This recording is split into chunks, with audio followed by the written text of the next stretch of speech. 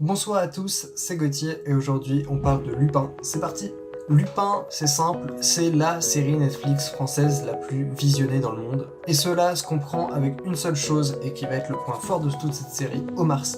Omar Sy, c'est l'acteur français qui avait déjà des grands rôles dans des films comme Intouchable, qui a fait ses débuts sur Canal+ avec son ami Fred Testo, pour au final aller s'imposer à Hollywood et jouer parmi les X-Men, et son parcours est vraiment incroyable. Donc quand Netflix annonce une série avec Omar Sy, tout peut bien aller, on a un très bon choix d'acteurs, donc pourquoi pas. Surtout que Netflix s'était déjà fait remarquer en France avec des séries comme Marianne, qui est d'ailleurs pour moi vraiment un chef-d'œuvre, ou Mortel, que j'ai pas vu, donc je vais pas en donner mon avis.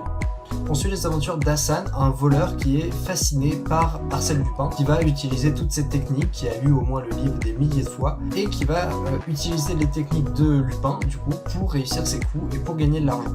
Il découvre en faisant un vol qu'il y a une affaire dans laquelle son père était impliqué, qu'il va devoir chercher à résoudre. Je vais rien en dire de plus pour l'intrigue, parce que vraiment la série mérite d'être regardée rien que par son intrigue. Et honnêtement, la série est géniale. Déjà pour le respect de l'univers de Maurice Leblanc avec Arsène Lupin, là où tous les critiques disaient « Oh, ils ont fait un Arsène Lupin qui est noir !» Alors que non, c'est juste une personne fascinée par Arsène Lupin, et puis le changement d'ethnie, honnêtement, je vois pas où est le problème. Donc Omar Sy est à son meilleur et ça se voit, il a déjà eu l'habitude des rôles comme ça, un peu dans Knock aussi. Et la série est vraiment belle, rend un très bel hommage à la France, surtout avec l'épisode 1 qui se passe au Louvre, ou même le final qui se passe à Etretat, RPZ. Et puis l'histoire est très bien construite, comme je l'ai dit, l'intrigue est vraiment très bien réussie à ce niveau-là. Les techniques de réalisation sont aussi très belles, la musique arrive quand même à donner quelques moments de vie à la série. Honnêtement, c'est un sans faute, la série mérite d'être regardée et ça se comprend qu'elle soit la série Netflix française la plus visionnée dans le monde.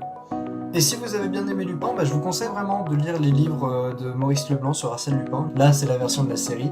Mais je vous conseille vraiment d'aller les lire parce que c'est vraiment un univers qui est super intéressant. Et je suis vraiment content que la série a réussi à donner envie aux gens de lire Arsène Lupin. Il y a eu des témoignages de profs qui ont vu que dès que les élèves avaient fini leur contrôle, ils sortaient le livre pour lire Arsène Lupin.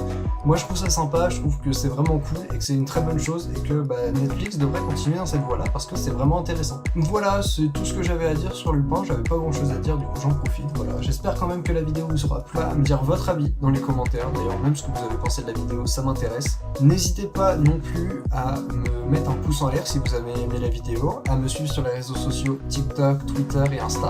N'hésitez pas non plus à vous abonner à ma chaîne et à activer la petite cloche, ça fait toujours plaisir. Sur ce, c'était Gauthier, à la prochaine, salut!